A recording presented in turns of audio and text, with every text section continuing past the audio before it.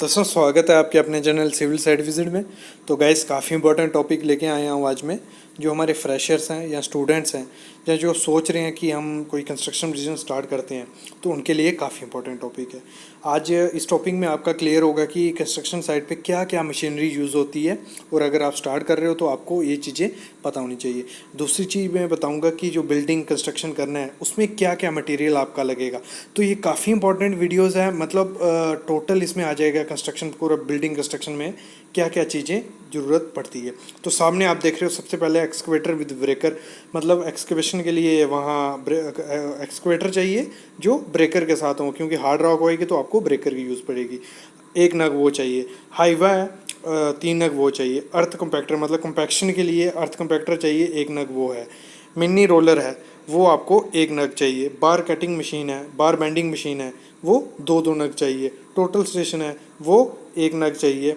Auto level है, वो 1 नग चाहिए। डिवाटरिंग पंप है, वो 2 नग चाहिए। वाइब्रेटर मशीन है, वो 5 नग चाहिए। स्टैंड ड्रिल है, वो 1 नग चाहिए।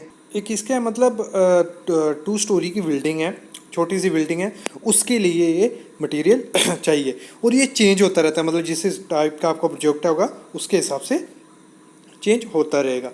जैसे बेल्डिंग मशीन है, 1 नग चाहिए। ग्राइंडर है जो वायर काटने के लिए या कुछ भी काटने के लिए 1 नग चाहिए। और जो हमारा ड्रिलिंग मशीन है वो 2 नग चाहिए। लिफ्टिंग टूल या टैकल जो है 1 नग चाहिए। कट ऑफ मशीन 1 चाहिए। हैंड ब्रेकर 1 चाहिए। मतलब ये आ गया जो मटेरियल, बेसिक मटेरियल यूज़ होता है कंस्ट्रक्शन साइट पे। कोई भी कंस्ट्रक्शन स्टार्ट होगी तो आपको ये मटेरियल प्रोक्योरमेंट शेड्यूल देना पड़ता है क्लाइंट को, कि हमारे पास ये है, हम ये अवेलेबल लाएंगे। अभी आता है हमारा मटेरियल प्रोक्योरमेंट शेड्यूल। तो इसमें क्या क्या आपका देखो, कंस्ट्रक्शन वाटर टैंकर मतलब 2000 लीटर वाला कितना चाहिए, 1 नग चाहिए, क्योंकि जो आपका कंस्ट्रक्शन वाटर यूज़ होगा साइट पे वो तो चाहिए ही। और इसमें शेड्यूल दिया, देखो हमारा जितने मंथ का शेड्यूल होता है, 1 2 3 4 5 6 7 8, 8 महीने का, मतलब ये हमारा वर्क ऑर्डर है। मतलब 8 महीने में हमें ये बिल्डिंग कंप्लीट करनी है। तो इसमें क्या क्या मटेरियल चाहिए वो मैं आपको एक बार लिस्ट पढ़ के दिखा देता हूँ आपको, और उसके बारे में थोड़ा बता देता हूँ। तो जैसे GH शीट है, मतलब ऑफिस के लिए GH शीट चाहिए, वो थ्रू आउट हमें 8 मंथ के लिए चाहिए। क्यूरिंग पाइप है, वो 8 मंथ के लिए चाहिए। जो ग्राउटिंग मटेरियल है वो हमारा मतलब कितना केजी है, क्वांटिटी कितनी है, 2500 केजी जो क्वांटिटी है, मतलब वर्क ऑर्डर के हिसाब से। वो हमें कब ज़रूरत पड़ेगी, नवंबर में, दिसंबर में और जनवरी में। वो डिसाइड वाइज कर दिया, मतलब 850 केजी नवंबर में, दिसंबर 850, फिर जनवरी में 850। वैसे ही सब मटेरियल है। सैंड की क्वांटिटी है 300 टन, तो उस हिसाब से दिया है कि हमें सितंबर में ये चाहिए। मतलब ये जो शेड्यूल रहता है ये आपको देना पड़ता है अपने क्लाइंट को, कि हम ये चीज़ें हमारे इस समय आएंगी और ये हमारा अवेलेबल होगा। तो ब्रिक है, फ्लोरिंग टाइल्स है, रेन वाटर पाइप है, फॉल सीलिंग का मटेरियल है, डोर्स हैं, गेट्स हैं। तो ये सब मटेरियल जो आपका कंस्ट्रक्शन बिल्डिंग, मतलब बिल्डिंग की कंस्ट्रक्शन करने में यूज़ होता है। तो जैसे देखो नीचे है हमारा जो रोलिंग शटर है या शटरिंग ऑयल है, तो 200 लीटर हमें शटरिंग ऑयल लगेगा। शटरिंग नेल है जो 500 केजी हमें शटरिंग नेल लगेंगे। जो PVC कवर ब्लॉक है हमारे 4000 नग, उसमें PVC वो लगेगा। और शेल्टेक्स बोर्ड कितना, 32 स्क्वायर मीटर आपको उसमें लगने वाला है। तो ये सब शेड्यूल मतलब आपको क्लाइंट को सबमिट करना होता है। मतलब एक बार वर्क ऑर्डर निकलता है, जब टेंडर क्वांटिटी हो जाता है उसके बाद हमारा ये प्रोक्यूरमेंट शीट बनती है।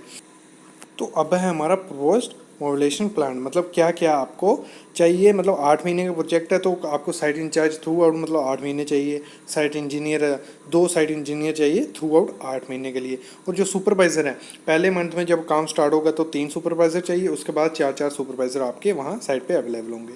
सेफ्टी इंजीनियर है, स्टार्टिंग में 1-1 2 महीने, उसके बाद 2-2। और क्वालिटी इंजीनियर थ्रू आउट 1।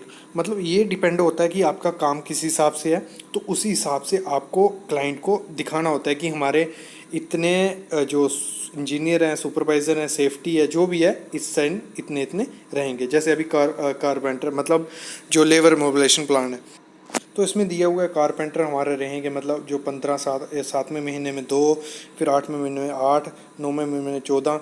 तो ये सब शेड्यूल दिया रहता है। बारबेंडर चाहिए होता है आपको, मैसन चाहिए होता है, हेल्पर चाहिए होते हैं, पेंटर है, उसके बाद प्लम्बिंग का काम आएगा, फिर फॉल सीलिंग का काम आएगा, फिर वाटर वर्क आएगा। तो इसी हिसाब से आपको दिखाना होता है कि आपको इतनी मैन पावर लगेगी शेड्यूल के हिसाब से। तो जो नेक्स्ट चीज़ है हमारी वो आ गया, मतलब जो फ्लो चार्ट रहता है, मतलब आपके नीचे नहीं, मतलब ये चीज़ें आपको जो फ्रेशर हैं स्टूडेंट है उनके लिए काफ़ी इंपॉर्टेंट है।